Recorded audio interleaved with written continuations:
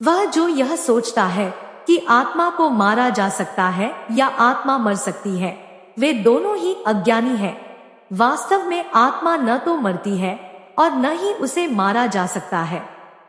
यदि हम स्वप्न में यह देखते हैं कि हमारे सिर पर चोट लगी है, तब हमें उस समय तक पीड़ा का अनुभव होता है जब तक हम स्वप्नावस्था से जाग नहीं जाते। स्वप्न में घटित वह घटना एक भ्रम के समान होती है, किंतु हमें तब तक पीड़ा सहन करनी पड़ती है जब तक हम नींद से जाग नहीं जाते और हमारा भ्रम टूट नहीं जाता। इस प्रकार से यह भ्रम होना कि हम शरीर हैं, किसी कारण से हमें मृत्यु से भय लगता है, वे आत्मज्ञानी जिनका शरीर होने का भ्रम समाप्त हो जाता है, वे मृत्यु के भय से मुक्त हो जाते हैं।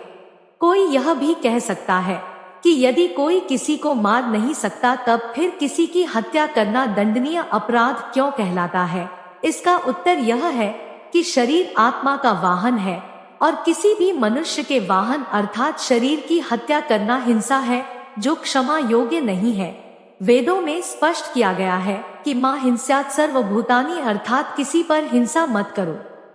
वास्तव में वेदों में पशुओं के प्रति हिंसा को भी अपराध माना गया है, किंतु कुछ परिस्थितियों में इस नियम का उल्लंघन करना पड़ता है जब हिंसा करना अनिवार्य हो जाता है। उदाहरणार्थ, जब कोई सर्प किसी को काटने लगता है या घातक हथियार से कोई किसी पर आक्रमण करता है या जब कोई अन्यायपूर्ण ढंग से किसी की जीविका को छीन रहा हो, तब ऐसी दशा में आत्मरक्षा के लिए हिंसा को अपनाना वैध माना जाता है।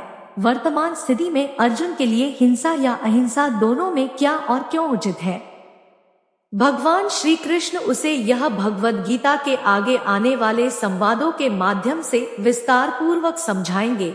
उनकी व्याख्याओं के प्रवाह से इस विषय पर अमूल्य दिव्य ज्ञान का प्रकाश प्रकट होगा।